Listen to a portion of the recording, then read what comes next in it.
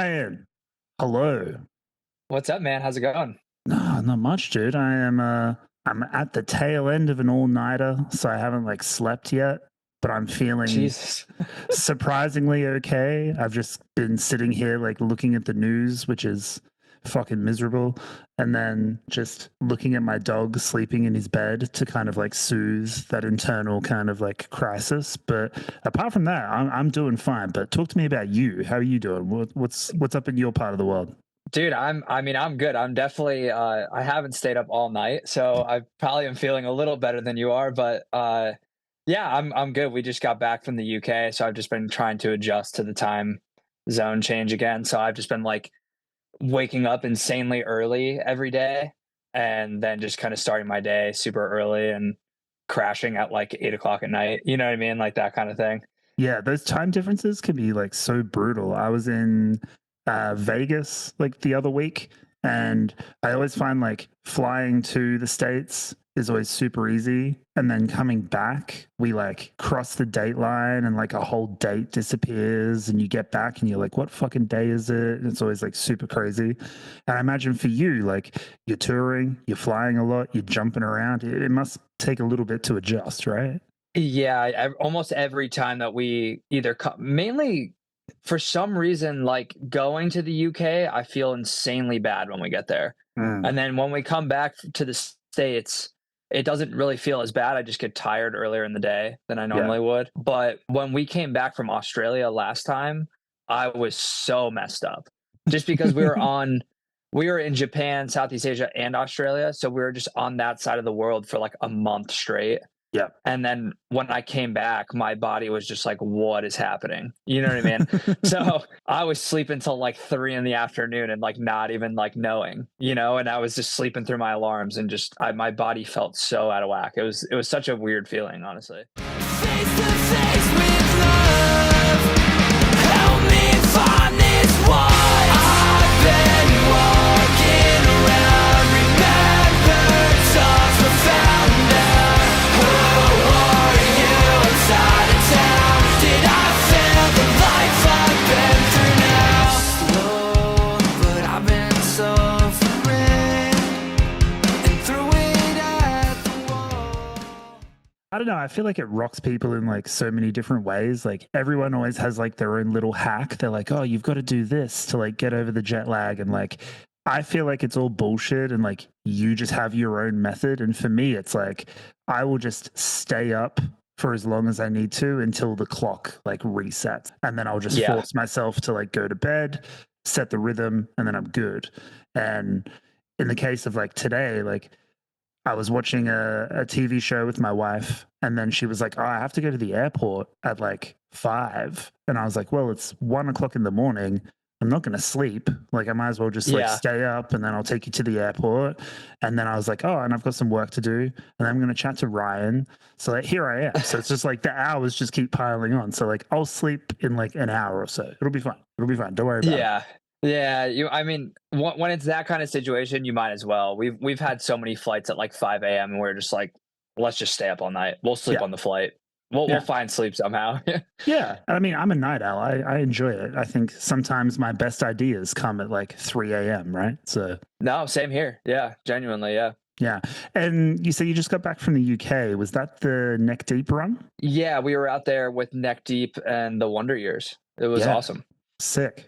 What was the vibe like over the pond? Um, Massive shows. Every show sold I mean, out. they're huge over there. They're massive. Yeah, it was kind of insane because I knew that the shows were going to be big, and I knew that tour was going to be big when we got offered it, and I just didn't expect it to sell as fast as it did. Because Mhm. like I would say over half the tickets for the entire like tour were sold out within the first week.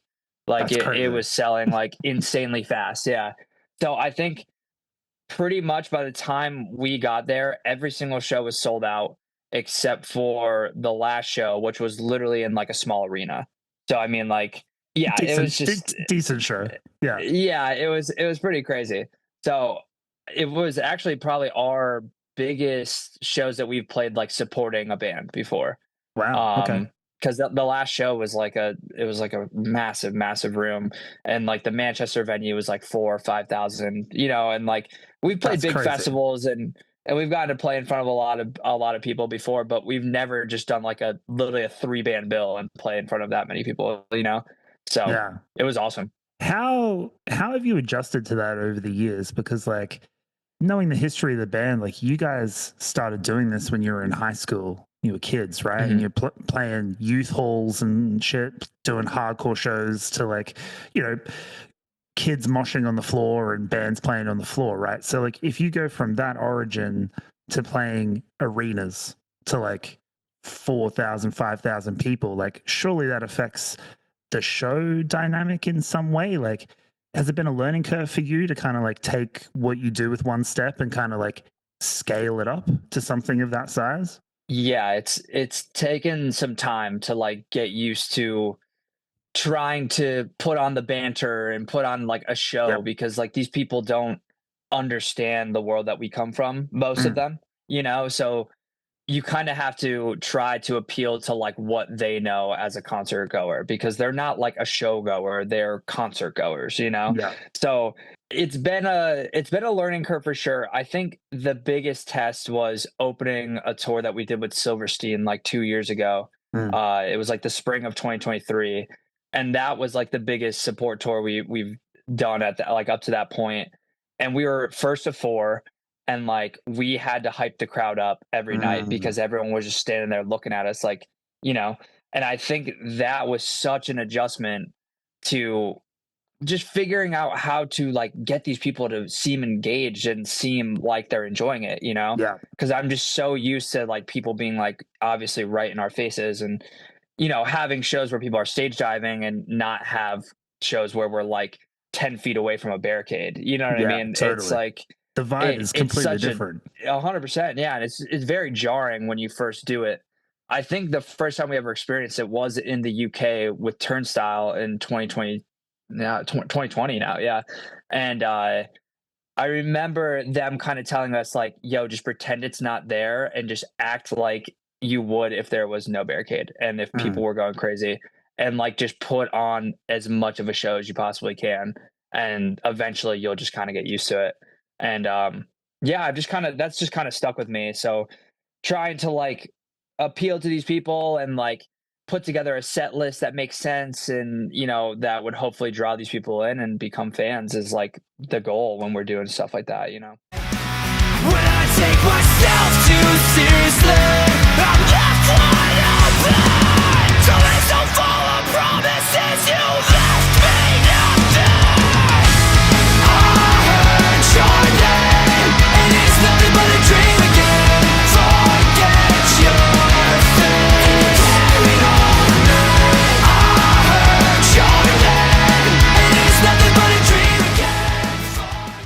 And I would imagine like having the material on the latest record is certainly kind of helping with that transition, right? Because it's the most accessible record. It's got some of the biggest, most anthemic kind of songs that you've released to date. So I would imagine, you're going to put a couple of fast ones in there. You want to put a couple ones in there for the moshes and whatever, but you also want the sing-alongs. You want the big chorusy stuff that people can really kind of latch onto and really remember and have your set stick in their mind. So like when you're crafting that set, now that you've got 2 LPs, you've got the EPs, like you've got a lot of material to work with. What's the strategy like with the set list? For this most recent one, we kind of updated the set list to put in a lot more of the new tracks, because we figured that like this type of fan would really like songs off All You Embrace more than they would like some of the older stuff, because they're not like moshing, they're push pitting. You know what I mean? It's like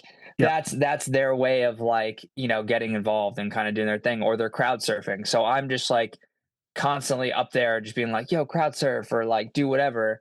But yeah, we played the stuff that we thought would appeal to them the most. So I think we played a 9-song set. It was 30 minutes, and I think we played 7 new songs and 2 old ones only. And wow. And it was because we were just like, these songs have the choruses. There's fast songs that we have on the new record still that like still showcase like who we are as a band still, but not a lot of the older stuff have like the catchier like choruses like the newer songs do. And that's what these people latch onto with like bands like Neck Deep and the Wonder Years. Like they want to sing those really crazy parts, and like that's what gets stuck in their head. So I honestly think we had a lot of success with doing that just because of the fact that like people were like, oh, this band's cool. It kind of reminds me of maybe like bands that I've listened to in the past, or whatever. And I think we actually gained a lot of new fans from doing that tour, which is really cool. The versatility of the band, the back catalog, like that's a strength for you guys, right? Like you can play on like a more kind of hardcore oriented bill, you fit in there perfectly fine, but then you can go and do these bigger, more pop punk oriented shows with someone like Neck Deep, and you've got material that works there too. Like you can definitely appeal to those fans and hopefully snatch a few of them to become, One Step fans. Were there any songs off the new record that you played maybe for the first time, or ones that you were surprised about the reaction when you were like, oh, we got a real pop off that one? That was sick.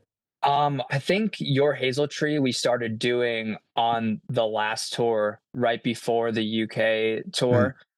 We were out with 4 Year Strong, and that was our first time playing it. And that song, like for some reason, always got people like super stoked. And I don't know if it's just because it kind of. Thank you, thank you. I don't know if it's just because it has like kind of a very like simple breakdown kind of element to it that people are just like, oh, this is heavy, or like whatever. But for some reason that song, no matter how the rest of the set went, like that one always popped off no matter what. And that was the same case for the Neck Deep tour. I feel like that song, if people weren't into the set already after that track, they were like, we got them hooked. Winning, you know what I mean? Them over, Yeah. So that one was surprising to me because I like that song, but it wasn't like one of my favorites off the record. But I like it so much more now playing it live. Like something just clicked with it, and I was like, damn, this song's so fun to play. And like it makes me excited when we get to that song in the set list. So that was definitely one that surprised me. Yeah, I'm excited to see you guys when you come back to Australia for this upcoming run for New Bloom, and you got a bunch of dates with Drain, as well. And I'm excited to catch the set because I saw you on the 2023 tour. And it was awesome to see you guys. And I saw you in like a small venue on the Gold Coast on like a weekday night. Like it was just like a really cool, like throwback kind of show. So I'm excited to see a scaled up One Step on like a little like festival stage down here as well. But tracks I'm looking forward to hearing from the new record are ones like Blur My Memory. I was listening to the record the other day, got to that track, and I was like, fuck, I forgot just how good this song is. And the bridge is thank you, bro. So good. I'm super excited. You, man. Oh, you're very welcome. We'll definitely be playing that track. That's one of them that kind of has been staying in the rotation for the set list. That one is also really fun to play. That's one of my favorite ones to play, like in the entire set. But yeah, I mean, it'll probably be a little like switched up depending on the vibe. Like, I mean, at the festivals and stuff like that, we could kind of do whatever we want. In my eyes, like we could curate whatever we feel like playing for the most part. And then for like the smaller shows with Drain, we're probably going to throw some old songs in just because I think it would fit the vibe a little better. Yeah. So it'll probably be like 2 slightly different set lists depending on what we're playing. But yeah, we'll definitely still be playing a lot of the new stuff. Honestly, for the most part, I would say 9 times out of 10, the new songs get the best reaction no matter what we do. Like whether it's at a hardcore fest, at a hardcore show, at this fest that we just played in Boston, like the Something in the Way Fest, which is Run for Covers, pretty much like new fest thing that they're doing. And the new songs pop off on the, support tours and stuff. So it just feels like we created a record that hopefully people are like, into, and it seems it by the live reaction, at least, so far. But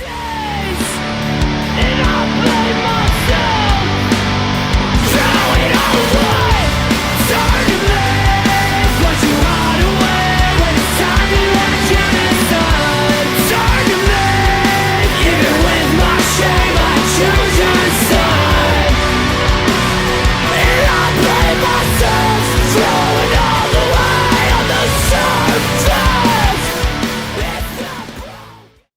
want to kind of dig into the new record a little bit because I was chatting with Sammy from Drain earlier in the week, and he was talking about the new stuff that they're working on and how they're working with John Markson to kind of like craft some of that material. And he was speaking very highly of that collaborative approach and having someone actually come in and help produce the record and really kind of get that outsider perspective on what they've been doing within the band. And I know that you've worked with John for Songs for the Willow and All You Embrace. So I guess like talk to me about the quality of the songs on this new record. And like you say, like they're getting this response, people are really vibing with them, and you can kind of play whichever ones you want.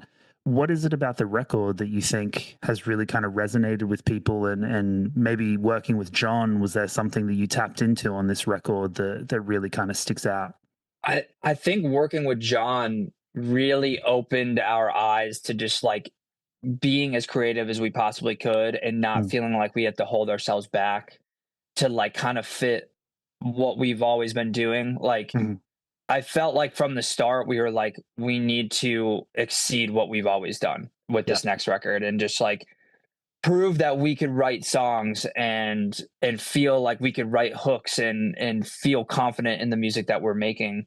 And I think going with John really helped just make the songs like 10 times better than what we even imagined them being. We also just demoed and like wrote so much material and really like put our all into it. And I think it's just coming across in the record, and I think people just seem to like so far enjoy it a lot. And I think I always get in my head and like before we put out music and feel like people might not like it or might not connect with it or whatever. I feel like that's just such a common thing with artists in general, but Totally. for this one I was like, I'm so confident that these songs are easily the best songs we've ever written. And I think that if we lose some people, that's fine, because I think we will gain people that really come to love this record. And I really hope that stays true. I always kind of talk about this on the show, but there's something that they talked about on the Hard Law podcast that really stuck with me, which is like, you're there for the bands that evolve rather than changing, right? And you can kind of follow a band's progression from record to record. And as long as that through line is there and you can kind of see where the evolution is taking them rather than drastic changes between styles or genres or whatever, then it's a much kind of easier journey. And I think being a fan of One Step for so many years, like I can absolutely see that evolution from the records, the EP to the latest record. So I guess like I know that you have been one of the principal songwriters in the band for a very long time, but I also know that this latest record was probably the most collaborative writing experience that you had as a band. So what was that like for you to kind of, I guess, open the doors up a little bit to let people like John and other people in the band really kind of get in there and mess around and kind of craft these songs and make the best batch of songs that you've ever had? I think this time around, I was like writing the first record. I pretty much did most of the songwriting myself, just like in my room, just playing guitar for hours and hours and hours. And it stressed me out bad. You know what I mean? Because I'm just imagine, like, yeah, like I felt a lot of pressure to really put something together. And then once we did Songs for the Willow, we kind of started to be a little bit more collaborative. And I feel like our band in general just kind of understood how to write songs a little bit better after that. So going into this new record, like Ross had a lot more ideas of like, hey, I have like 3 riffs that I'm kind of like that I put together for like half of a song. Like, can we sit and work on it? And I'm like, yes, please. Like, let's do it. Like, so me and Ross would sit and, we'd both sit and play guitar together and we'd structure a song. And then, Coleman was like doing a lot of the drum stuff because he also plays drums as well as guitar. And when we were putting some stuff together, like he had so many cool ideas for drums and just like transitions and kind of figuring out how to make parts work better. And I think we all kind of just naturally started to like click like really well together. And kind of take three brains and make it into one in a Hell cool yeah. way, you know? So, yeah, I think, and I think like just from that writing experience, I was just like, we need to, I really want to try to get everyone to be more involved as much as possible because I think everyone is very creative and has so many ideas, but it doesn't always necessarily shine through unless like they have a little bit of pressure on them, if that makes sense. Alone I'll sit tonight and wonder if I sleep. Will the sun just go away? If I sleep, will the sun just go away? My eyes, they draw the shadows line across my room tonight. With these clouded thoughts have hugging me like 1,000 knives. We were talking about it before, where you were kind of talking about this trepidation or anxiety about how the record would be received. Like on the flip side, did you have any anxiety about kind of letting this thing that you've been a part of so intensely become a more collaborative thing? Like obviously they're your bandmates, they're your friends, but like I don't know, would it be hard to kind of like let go a little bit and to kind of like take that risk? I imagine that's a very like anxiety inducing thing. Yeah, for sure. I think now that it's mainly just me, Ross, and Coleman, and like our live sets are all kind of like we have a fill-in bass player and a fill-in drummer at the moment, so that we've like kind of been rotating between like two different people for each instrument. Yeah. And I think it was a lot easier to trust like, oh, this is the core group of people, you know what I Yeah, mean? right. And like if I can't trust these guys, then like what's the point of being a band? You know? Yeah. So like I know that the three of us know exactly what the vision is for the band and what we want to be doing, and we understand like how to create songs. And I think letting go and letting the guys just kind of, you know, have more free reign and like kind of do their thing was very relieving, but also just like everyone was just very inspired, like and way more excited about, you know, just being like involved, I guess more. Um, it was still obviously scary, like when we're in the studio and like things are happening or you hear something, you're like, oh, that doesn't sound that cool, you know what I mean? And then you're kind of like back to the drawing boards and figuring out a new way to make it sound good.